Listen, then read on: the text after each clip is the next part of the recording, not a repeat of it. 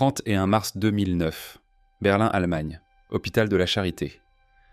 Le docteur Alexander Huppers réalisait ce qui aurait dû être un scanner CT de routine du buste de Néfertiti. L'objectif était simple, vérifier la sculpture pour détecter des dommages structurels. Rien de plus. Le scanner a révélé exactement ce qu'il s'attendait à voir au début. Des couches de stuc peint, une densité de calcaire, de minuscules fractures de stress formées au cours de milliers d'années. Puis, sous la surface, quelque chose est apparu que personne n'était censé voir. Un deuxième visage entièrement sculpté, délibérément différent de celui que le monde contemplait depuis plus d'un siècle, caché à l'intérieur de l'œuvre d'art la plus célèbre de l'Égypte ancienne pendant plus de 3300 ans. Huppers aurait regardé l'écran en silence avant de finalement dire « Jusqu'à ce que nous fassions ce scan, on ne savait pas s'il y avait un deuxième visage en dessous. » Mais plus les scientifiques regardaient en profondeur, plus la découverte devenait étrange, parce que le visage caché n'était pas inachevé. Ce n'était pas accidentel. Quelqu'un l'avait soigneusement remodelé, recouvert et remplacé par une autre version que le monde était censé voir à la place. La technologie d'imagerie moderne révélera plus tard des détails si troublants que certains égyptologues commencèrent à poser une question qu'ils n'avaient jamais pensé possible. Le visage de Néfertiti était-il en réalité caché intentionnellement ? Et si oui, quel était le vrai visage piégé à l'intérieur de ce calcaire pendant 3300 ans ? Ce soir, nous découvrons le mystère terrifiant derrière le visage le plus volé de l'histoire. Mais avant de commencer, abonnez-vous à la chaîne et activez les notifications, car plus cette histoire avance, moins l'Égypte ancienne ressemble à l'histoire que nous pensions connaître. Pour comprendre pourquoi le visage caché à l'intérieur du buste de Néfertiti compte tant, vous devez d'abord comprendre ce que cet artefact représente vraiment. Pas l'attraction muséale visitée par des millions, pas le symbole de la beauté imprimé sur des cartes postales et dans des livres d'histoire, mais ce qu'il était réellement dans le monde d'où il venait. Néfertiti a vécu entre 1370 et 1336 avant Jésus-Christ, et était l'épouse royale du pharaon Akhénaton, l'un des dirigeants les plus controversés que l'Égypte ancienne ait jamais produit. Akhénaton a fait quelque chose qu'aucun pharaon avant lui n'avait osé tenter. Il a démantelé le système religieux traditionnel de l'Égypte, interdit le culte de presque tous les dieux et déclaré qu'un seul dieu, l'Athènes, représenté par le disque solaire, devait être adoré. Pour échapper à l'influence des puissants prêtres, il a complètement abandonné l'ancienne capitale et construit une toute nouvelle ville au cœur du désert. Pour les générations ultérieures d'Égyptiens, Akhénaton est devenu un hérétique dangereux. Ses monuments ont été détruits. Son nom a été effacé des inscriptions. Sa ville a été abandonnée au sable. Pendant des siècles, l'histoire officielle de l'Égypte a agi comme s'il n'avait jamais existé, et Néfertiti est resté à ses côtés tout au long. Les œuvres d'art anciennes de la période amarnienne la montrent de manière qu'aucune reine n'avait été montrée auparavant. Dans certaines sculptures, elle porte un kopech, une épée de bataille courbée, normalement associée uniquement au pharaon. D'autres représentations la placent dans des positions d'autorité traditionnellement réservées au roi. Certains historiens croient qu'elle a même pu régner aux côtés d'Akhénaton en tant que co-régente plutôt que de simplement rester sa consorte. Les preuves sont incomplètes et encore débattues aujourd'hui, mais un fait est indéniable. L'influence qu'elle a exercée de son vivant était extraordinaire, donc lorsque les dynasties ultérieures ont essayé d'effacer Akhénaton de l'histoire, elles ont également effacé Néfertiti. Le célèbre buste a été créé vers 1345 avant Jésus-Christ par le sculpteur royal Thoutmôsis dans son atelier à l'intérieur de la ville d'Amarna. Lorsque Akhénaton est mort et que la ville a été abandonnée, l'atelier a été soudainement scellé et laissé intact. Les outils de sculpture, les statues inachevées, les matériaux de peinture, les modèles d'entraînement, tout est resté exactement là où cela avait été laissé. Et pendant plus de 3000 ans, personne n'est entré dans cette pièce. Puis, en 1912, l'archéologue allemand Ludwig Borchardt a excavé le site. Ce qu'il a découvert deviendrait l'une des œuvres d'art les plus reconnaissables au monde. Le buste était presque parfaitement conservé. Sa surface en stuc peinte était intacte. La couronne bleue, le collier en or, la délicate coloration du visage et le maquillage dramatique des yeux avaient survécu pendant des millénaires, avec à peine des dommages. Seul l'œil gauche manquait de son incrustation, donnant à la sculpture l'apparence légèrement irrégulière qui la rendait encore plus mémorable. Borchardt a immédiatement compris l'importance de la découverte. Ses notes de l'excavation contenaient apparemment une phrase simple. « La description est inutile, vous devez le voir. » Mais ni lui ni personne d'autre ne s'est rendu compte que la sculpture cachait un autre secret sous sa surface, un secret qui resterait enfoui pendant près d'un siècle, le vol qui a déclenché 100 ans de conflit. Avant de pouvoir comprendre le visage caché à l'intérieur du buste, nous devons comprendre comment l'artefact a quitté l'Égypte en premier lieu. Parce que cette histoire est profondément liée à la raison pour laquelle l'Allemagne a ensuite traité les données du scan avec une extrême confidentialité et pourquoi l'Égypte a exigé le retour du buste pendant des générations. Au moment de l'excavation, la loi égyptienne exigeait que les découvertes archéologiques majeures soient divisées entre l'équipe d'excavation et les autorités égyptiennes. Lors du processus de division officielle, Borchardt a présenté le buste aux responsables égyptiens et la sculpture a finalement été attribuée à l'équipe d'excavation allemande. Ce qui s'est passé lors de cette réunion reste fortement contesté même aujourd'hui. Les responsables égyptiens ont ensuite affirmé qu'on leur avait montré le buste dans de mauvaises conditions d'éclairage et sous des angles qui cachaient sa véritable beauté. Certains ont même allégué qu'on leur avait dit que la pièce n'était qu'une copie en plâtre peinte et non un chef-d'œuvre original. Mais les propres notes de Borchardt suggèrent qu'il comprenait pleinement la valeur extraordinaire du buste dès le début. La sculpture a finalement été emballée dans une caisse d'expédition et transportée en Allemagne.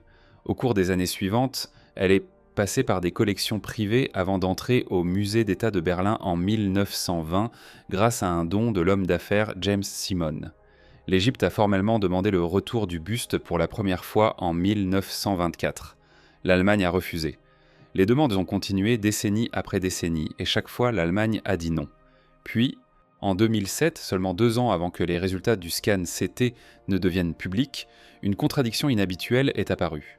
Dietrich Wildung, directeur du musée égyptien de Berlin, a rejeté la demande de l'Égypte de montrer temporairement le buste au Caire, affirmant que la sculpture était trop fragile pour voyager en toute sécurité. Pourtant, peu de temps après, la même institution a approuvé le déplacement du buste vers un établissement médical pour un scan CT avancé, un processus qui nécessitait transport, repositionnement et heures de procédures d'imagerie technique. Trop fragile pour une exposition, mais apparemment suffisamment stable pour un scan médical complet. Le musée n'a jamais expliqué publiquement cette contradiction, et puis est venue la découverte qui a tout changé. Le docteur Alexander Huppert et son équipe ont utilisé l'un des systèmes d'imagerie les plus avancés disponibles à l'époque, un scanner CT spirale de 64 coupes capable de produire des images en coupe ultra fine de l'intérieur de la sculpture. La technologie fonctionnait en envoyant des rayons X à travers l'objet depuis plusieurs directions à la fois, permettant aux ordinateurs de reconstruire une carte tridimensionnelle détaillée basée sur la densité des matériaux. Le calcaire dense absorbait les rayons différemment du stuc. Les espaces vides n'absorbaient presque rien. Couche par couche, la machine a révélé ce qui était caché à l'intérieur du buste et ce qu'elle a exposé a stupéfié les chercheurs. Le célèbre visage extérieur, la version que le monde moderne reconnaît, était fait de stuc peint soigneusement appliqué en couche sur un noyau de calcaire en dessous. Mais l'épaisseur du stuc était inégale. À certains endroits, elle était fine. À d'autres, elle était visiblement plus épaisse. Les modifications étaient intentionnelles. Et sous cette couche extérieure ne se trouvait pas une structure de support rugueuse, comme les historiens l'avaient longtemps supposé. C'était un autre visage, un portrait en calcaire entièrement achevé, sculpté avec une précision extraordinaire. D'une certaine manière, le visage caché apparaissait même plus détaillé que la version extérieure. Contrairement à la perfection lisse du buste visible, le visage intérieur contenait de subtiles rides près de la bouche, une légère asymétrie dans les joues et une petite bosse le long de l'arête du nez. De réelles imperfections humaines. La version extérieure en stuc semblait idéalisée, presque divine. Le visage caché en calcaire semblait humain. Pas le visage d'une icône. Le visage d'une vraie femme façonnée par l'âge, la vie et l'expérience. Le docteur Huppert a conclu que les différences entre les deux visages n'étaient pas accidentelles. La version visible avait été délibérément altérée selon des instructions artistiques spécifiques. Le visage extérieur avait été intentionnellement modifié pour sembler différent de celui caché en dessous. Pas parce que la sculpture originale en pierre était défectueuse, pas parce que le sculpteur avait commis des erreurs qui nécessitaient quant et correction, mais parce que pour des raisons que nous ne comprenons toujours pas entièrement, le visage intérieur n'était apparemment jamais destiné à être vu. Quelqu'un a pris la décision de cacher le vrai visage sous une version idéalisée. Et ce choix a été fait il y a plus de 3300 ans par une personne suffisamment puissante pour commander le sculpteur royal lui-même. Alors qui a donné cet ordre? C'est à ce moment que de nombreux égyptologues deviennent remarquablement prudents. L'explication officielle acceptée par la plupart des chercheurs traditionnels après le scan de 2009 est relativement simple. Selon cette interprétation, le portrait en calcaire a d'abord été sculpté comme une représentation réaliste de Néfertiti, et ensuite le sculpteur Thoutmôsis a appliqué des couches de stuc pour créer une image royale plus perfectionnée en accord avec le style artistique de la période amarnienne. Dans cette explication, les rides près de la bouche et la légère bosse sur le nez ont simplement été adoucies pour correspondre aux normes de beauté royale. Rien de mystérieux, rien de caché, juste un raffinement artistique. Et pour être juste, cette théorie correspond aux preuves à la surface, mais elle laisse également plusieurs détails inconfortables sans réponse. L'atelier de Thoutmôsis contenait des statues inachevées, des modèles de référence, des moules en plâtre et des pièces d'entraînement utilisées par les artistes royaux. De nombreux archéologues croient que l'atelier fonctionnait principalement comme un espace de travail plutôt que comme une galerie pour des chefs-d'œuvre achevés. Mais le buste de Néfertiti ne ressemble pas à un modèle brut d'atelier. Il semble fini, soigneusement peint, parfaitement raffiné. Il ressemble à un objet destiné à être exposé. Et si c'était vraiment une œuvre achevée, alors pourquoi cacher un visage complètement différent sous la surface? Le deuxième problème est l'autorité. Thoutmôsis ne créait pas des sculptures aléatoires pour lui-même. Il était le sculpteur royal travaillant sous commande directe. Chaque pièce importante venait avec des instructions de figures puissantes à l'intérieur de la cour royale. Les changements entre le portrait en calcaire et la version extérieure en stuc n'étaient pas des retouches mineures. Ils représentaient une décision délibérée de présenter une image de Néfertiti au monde tout en préservant une autre version en dessous. Cette décision venait de quelque part, peut-être d'Akhenaton lui-même, qui a peut-être commandé le buste comme une représentation officielle de la reine, peut-être de Néfertiti elle-même, ou peut-être de membres de la cour amarnienne en déclin, après la mort d'Akhenaton lorsque l'Égypte abandonnait rapidement sa révolution religieuse. Ensuite, il y a le troisième et peut-être le détail le plus étrange de tous. Le buste a été découvert à l'intérieur d'un studio scellé. Il n'y a aucune preuve qu'il ait jamais été exposé publiquement, ni dans un temple, ni dans un palais, nulle part où les historiens peuvent le confirmer. La sculpture a été créée, placée à l'intérieur de l'atelier et scellée lorsque la ville d'Amarna a été abandonnée, ce qui signifie que le visage caché n'a jamais été dissimulé au public, car le public n'allait jamais voir l'objet en premier lieu. Et cela soulève une question troublante que l'égyptologie traditionnelle pose rarement directement. Si le visage extérieur idéalisé n'a pas été créé pour être vu par le public, alors pour qui était-il réellement destiné? Et pourquoi les caractéristiques réalistes en dessous, les rides, les imperfections, les détails subtils d'un vrai visage humain, étaient-elles considérées comme suffisamment importantes pour être cachées même à l'intérieur d'une pièce scellée que personne n'entrerait pendant 3000 ans? Puis est venue la prochaine couche du mystère. Le scan CT original a été réalisé en 2007 et publié officiellement en 2009. À l'époque, la technologie d'imagerie était considérée comme révolutionnaire, mais le scanner CT médical avait encore des limitations. Des années plus tard, en 2024 et 2025, des chercheurs auraient revisité les données de scan existantes en utilisant de nouvelles techniques d'imagerie quantique capables de détecter des variations matérielles au-delà de la résolution de l'analyse CT conventionnelle.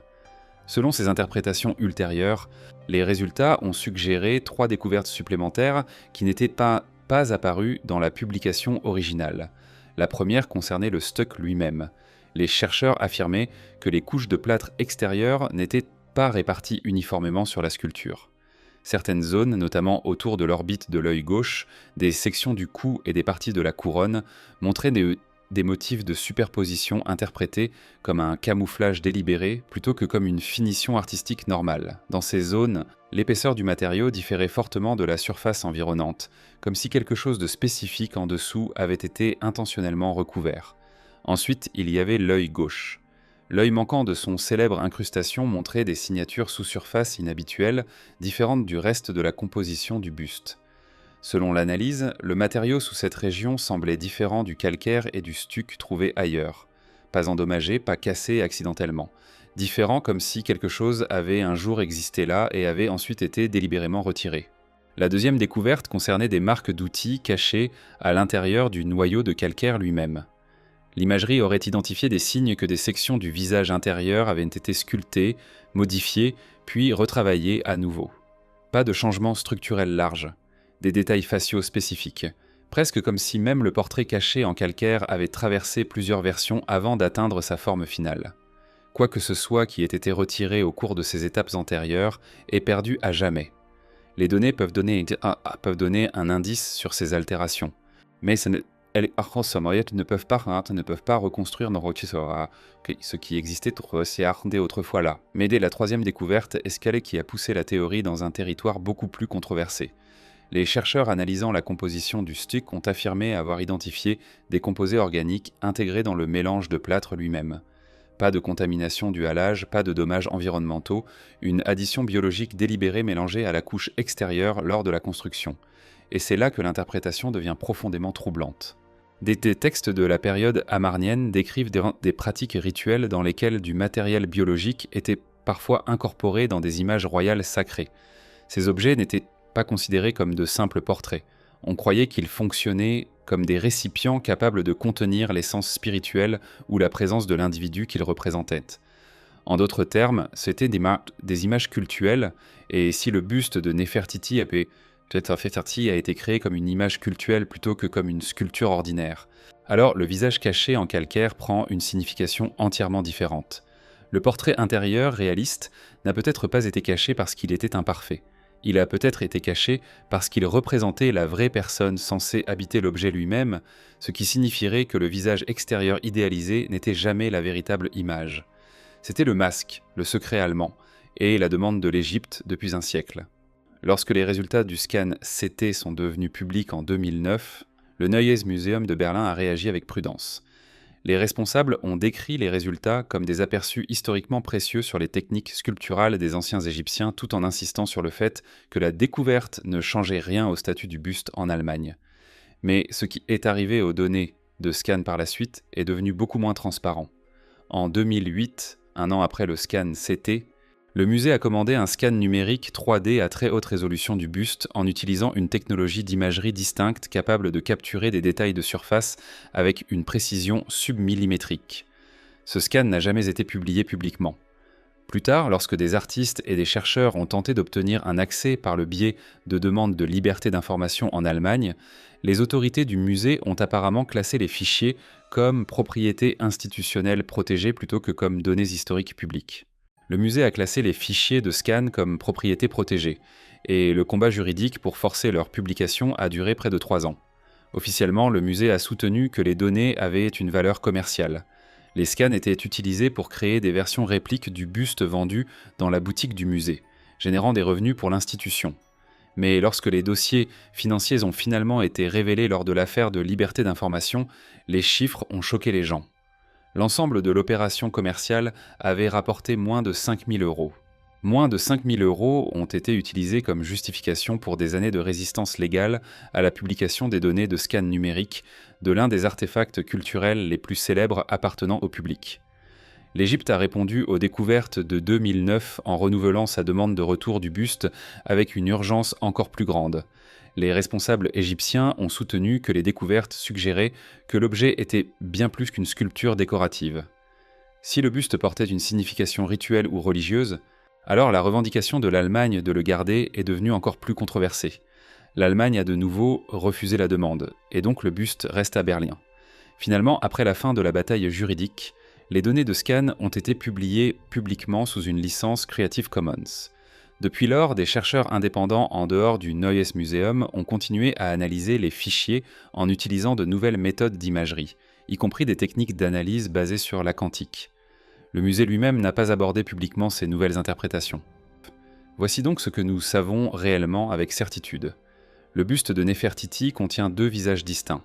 Le visage extérieur, l'image reconnue dans le monde entier, est fait de stuc et délibérément idéalisé. En dessous se trouve un portrait en calcaire qui semble plus naturel et plus humain.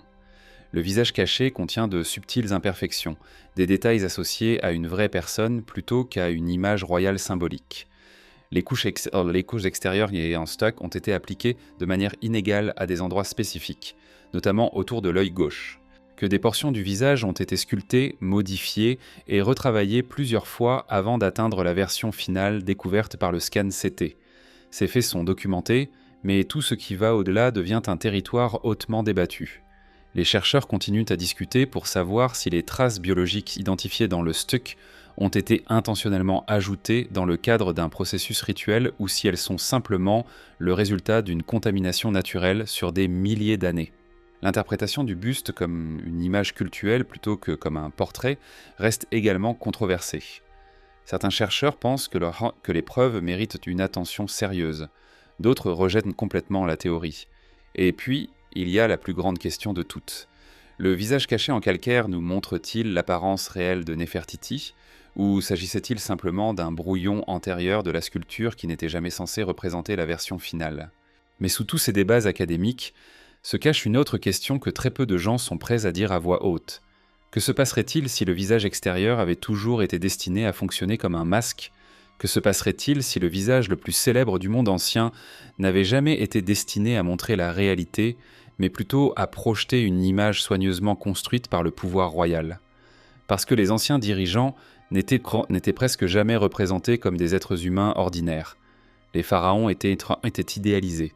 Les reines étaient perfectionnées. L'art royal montrait l'autorité, la divinité et la beauté éternelle, pas le vieillissement, les défauts ou la mortalité. Et la différence entre le visage extérieur en stuc et le visage en calcaire en dessous, bien que subtil, change tout. Quelques rides près de la bouche, une légère bosse sur le nez, et quand cela se produira, nous serons ici pour le découvrir ensemble.